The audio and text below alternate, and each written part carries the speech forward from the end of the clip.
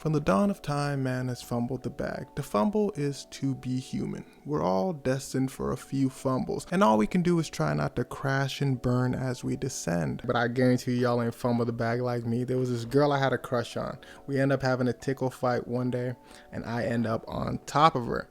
She looks me in the eyes and says, if people see us like this, it's gonna look wrong. Now in my head, I said, baby, let them see.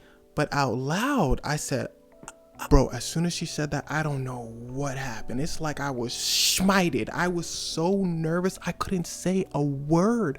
I start stuttering and I end up just getting up and walking out the door silently. A few moments later, I realized I had to walk her back to her car because it was the middle of the night. So I had to walk back into my shame with her just staring at me, puzzled as she should be. I said, oh, should I walk you back?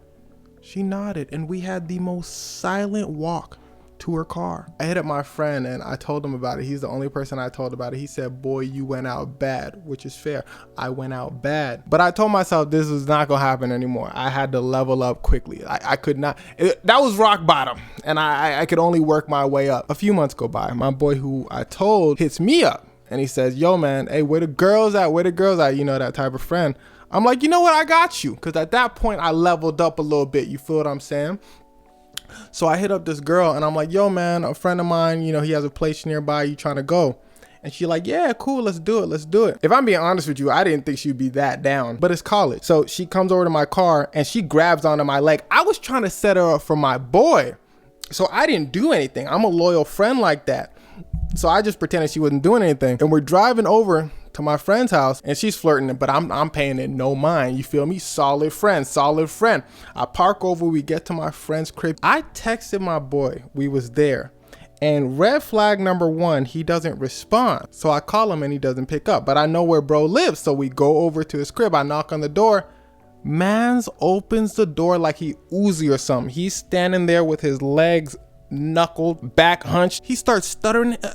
Come on in. Bro, don't even stutter. My theory is he was acting like that because he already gave up, if you know what I mean. Like giving yourself a reason not to be loved so you can use that as an excuse for your mind. But I didn't realize that it was gonna get much, much worse. We go inside, we sit down on the couch, and Mans is dead silent. All good.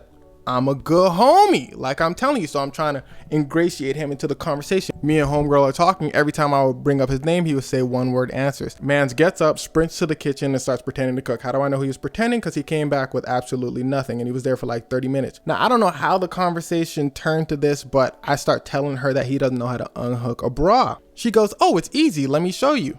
He goes, I know how to do it, you don't need to show me. I'm like, no.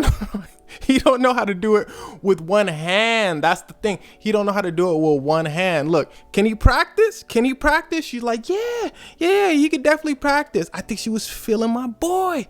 I look at homeboy and he gets up and says, I'm not comfortable with this. And you know what? I understood him because like I said prior to this, I did this a few months back. So I couldn't clown my mans. But he took it a little level lower when he baited himself by looking at me and going, y'all can use my room if you would like. I'm gonna go to my roommate's room and I'm gonna just wait there. When you're done, you could just call me.